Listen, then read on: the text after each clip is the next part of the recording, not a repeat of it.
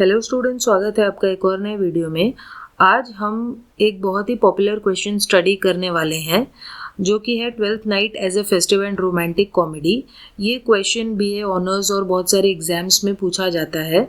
तो इस क्वेश्चन में बेसिकली हमें जस्टिफाई करना है कि शेक्सपियर का जो प्ले है ट्वेल्थ नाइट ये एक फेस्टिव और रोमांटिक कॉमेडी क्यों है।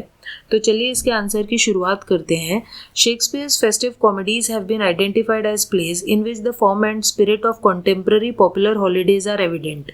तो शेक्सपियर के जो फेस्टिव कॉमेडीज जो ड्रामा है जिनमें एक फेस्टिवल की तरह सेलिब्रेशन दिखाया जाता है और कॉमिकल सिचुएशंस पेश की जाती हैं, उसमें इंग्लैंड में पॉपुलर हॉलीडेज जैसे क्रिसमस वगैरह कैसे सेलिब्रेट होता है इसकी एक झलक हमें देखने को मिलती है। Twelfth Night is a very unlikely comedy written by Shakespeare because many of its characters seem out of place and the comedy seems to be coming out of this very fact itself. तो twelfth night इसलिए एक बहुत ही unlikely comedy है क्योंकि बहुत सारे characters out of place है, जहाँ होना चाहिए वहाँ नहीं है, कहीं और है, और इस वजह से कॉमिकल सिचुएशन क्रिएट होती है। Twelfth Night's title reminds us of the Christian festival which in earlier times was celebrated for 12 days with great merrymaking. तो पुराने ज़माने में क्रिश्चियन फेस्टिवल पूरे 12 दिन तक चलता था। 25 दिसंबर से शुरू होकर 5 या 6 जनवरी तक ये चलता था। तो जो 12th डे होता था उसकी जब ख़त्म होता था, यानी जब ट्वेल्थ नाइट आ जाती थी, तो उस रात को बहुत ज़्यादा सेलिब्रेशन होता था और प्लेज होते थे।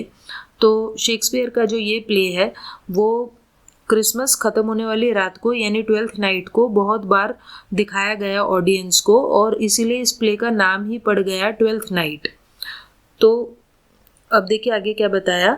The play doesn't make any literal use of its title. तो प्ले में टाइटल का कोई उपयोग नहीं है, लेकिन जैसा मैंने आपको बताया कि ये ट्वेल्थ नाइट को लोगों को दिखाया जाता था, प्ले इनैक्ट किया जाता था, और इसीलिए इसका जो टाइटल है वो ट्वेल्थ नाइट है। But the festivity and romance are two major aspects of its comedy.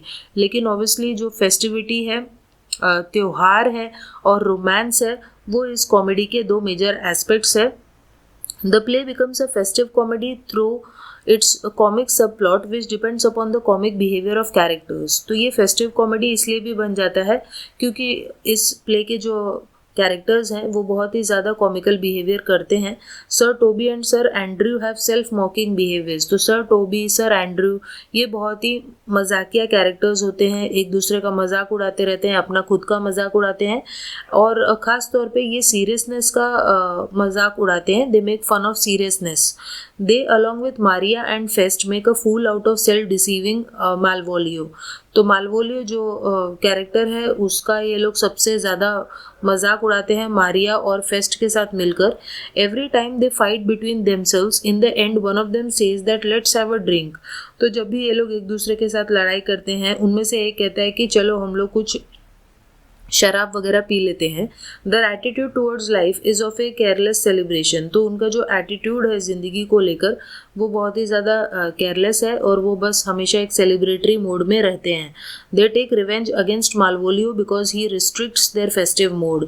तो उनका ये जो सेलिब्रेट करने का जो तरीका है, हमेशा फेस्टिवल मनाने का जो उनका जो तरीका है वो मालवोलियो को पसंद नहीं आता, और वो उनके सेलिब्रेट करने वाले मूड को में रुकावटें पैदा करना चाहता है, और इसलिए वो लोग मालवोलियो से रिवेंज बदला भी लेते हैं और उसकी सीरियसनेस से बदला लेते हैं। Sir Toby to mock his seriousness says that dost thou think because thou art virtuous there shall be no more cakes and ale. तो सर टोबी मालवोलियो की सीरियसनेस का मजाक उड़ाने के लिए उससे ऐसा भी कहते हैं कि क्या तुम्हें ऐसा लगता है कि अगर तुम वर्चुअस हो, एक अच्छे इंसान हो, तो कोई सेलिब्रेशन नहीं होगा। तो डोस्ट ओल्ड इंग्लिश वर्ड है जिसका मतलब हुआ डू, दो का मतलब हुआ यू, और आर्ट का मतलब हुआ are. So do you think because you are virtuous there shall be no more cakes and ale. क्या तुम्हें ऐसा लगता है कि तुम भाई बहुत ज़्यादा वर्चुअस हो, बहुत ज़्यादा वर्चूज़ हैं तुम्हारे अंदर, अच्छी क्वालिटीज़ हैं, तो कोई सेलिब्रेशन नहीं करेगा दूसरा इंसान? ऑब्वियसली करेगा। It finally states the nature of comedy as festive. इस तरीके से ये जो प्ले है वो अपने आप फेस्टिव कॉमेडी के तौर पर हो जाता है। Sir Andrew Aguecheek and Malvolio both made a mountain of fun. तो सर एंड्रयू ऑक्चीक मालवोलियो दोनों का ही बहुत ज़्यादा मजाक उड़ाया जाता है। Olivia's allowed fool Feste bears a name that relates to the spirit of festivity. तो ओलिविया का जो फूल है फेस्ट, उसका नाम ही फेस्ट है इसीलिए ताकि जो फेस्टिविटी और सेलिब्रेशन का जो मूड है, स्पिरिट है, उसको दिखाया जा सके, इसलिए उस फूल का नाम फेस्ट रखा शेक्सपियर ने। And he proves himself to be one of the major sources of fun and mirth in the play. और वो ड्रामा में फन और मर्थ दोनों बहुत अच्छी तरीके से दिखाता है, मजाक उड़ाता है, सेलिब्रेटरी मोड में रहता है। तो उसका जो नाम है वो एकदम जायज़ है, उसका नाम जो फेस्ट रखा गया है वो सही है। All 4 songs are sung by him at different points of the play's action. तो प्ले में जो भी 4 सॉन्ग्स है वो उसी फेस्ट ने गाए हैं। In fact, Fest songs and Duke Orsino's love for music contribute to the festive character of the play. तो फेस्ट के जो सॉन्ग है और ड्यूक ऑर्सिनो का जो लव है वो इस फेस्टिव कैरेक्टर को बरकरार रखता है प्ले में। इसके अलावा भी बहुत सारी कॉमिकल सिचुएशंस हैं इसमें, जैसे कि जो ऑर्सिनो है वो कहता है कि वो उसे प्यार हो गया है,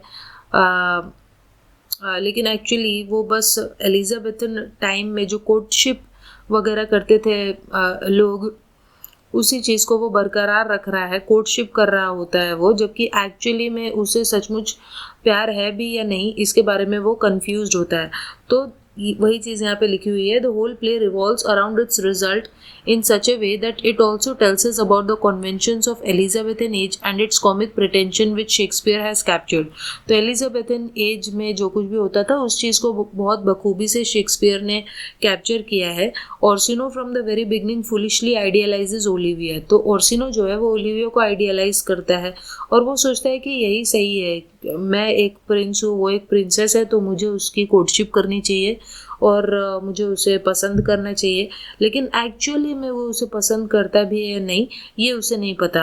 he does it more out of convention. तो बस एलिजाबेथन पीरियड में ये चीज़ होती थी, कन्वेंशन था, ये रिवाज था, इसलिए वो ऐसा करता है, and less out of real devotion. Actual में उसे कोई प्यार व्यार नहीं करता। Even though Orsino and Olivia characters not meant to be taken seriously, yet the play ends happily when Orsino takes Viola and Olivia goes with Sebastian. तो Orsino और Olivia को सीरियसली नहीं लिया जा सकता, इसीलिए बिकॉज अभी मैंने आपको रीज़न बताया ऊपर कि कैसे जस्ट एक कन्वेंशन की वजह से, रिवाज की वजह से लोग एक दूसरे को परस्यू करते थे विदाउट एनी ट्रू लव। सो इसलिए एक रोमांटिक कॉमेडी है ये। Everyone who claims in the play of love is a light character. तो प्ले में जितने भी कैरेक्टर्स हैं वो बस लाइट कैरेक्टर्स हैं जो कहते हैं they are in love, but actually ऐसा होता नहीं है। Viola doesn't even know the duke. तो वॉयला ड्यूक ऑर्सिनो को जानती भी नहीं है, फिर भी वो ये बिलीव करती है कि उसे उससे प्यार है। She says instantly that whoever I woo myself would be his wife. वो बस वो कहती है कि वो जिसको भी अपनी तरफ अट्रैक्ट कर लेगी उसी की वाइफ बन जाएगी। So it's comic the way they fall in love. Olivia kept saying that she can't enjoy love while she is morning her brothers death. तो बहुत ही कॉमिकल है कि ये लोग कैसे एक दूसरे के प्यार में पड़ते हैं। उसी तरीके से जो ओलिविया होती है उसे अपने भाई के मरने का गम होता है और वो कहती है कि वो तब तक किसी से प्यार नहीं कर सकती जब तक वो अपने भाई के मरने के गम में है। लेकिन जैसे ही वो सेसेरियो से मिलती है, जो कि एक आदमी भी नहीं होता, एक्चुअली वो औरत होती है, वो वॉयला होती है, तो इमिडिएटली ओलिविया जो है वो सेसेरियो से प्यार करने लगती है, जबकि वो कह रही होती है कि मैं जब तक अपने भाई के गम में हूँ तब तक मैं किसी से प्यार नहीं कर सकती, लेकिन फिर भी शी फॉल्स इन लव। इसीलिए ये सारी कॉमिकल सिचुएशंस के कारण और हर दम हर कोई जो सेलिब्रेटरी मोड में रहता है, फेस्टिविटी के मोड में रहता है, इसीलिए हम 12th नाइट को जस्टिफाई कर सकते हैं कि ये एक रोमांटिक कॉमेडी है और साथ ही साथ इसमें फेस्टिविटी और सेलिब्रेटरी मोड के थीम्स हैं। सो आई होप आपको ये आंसर अच्छे तरीके से समझ में आया होगा, और फिर भी इससे रिलेटेड कोई डाउट है तो आप पूछ सकते हैं। सो चलिए हम लोग मिलते हैं नेक्स्ट वीडियो में, तब तक के लिए बाय।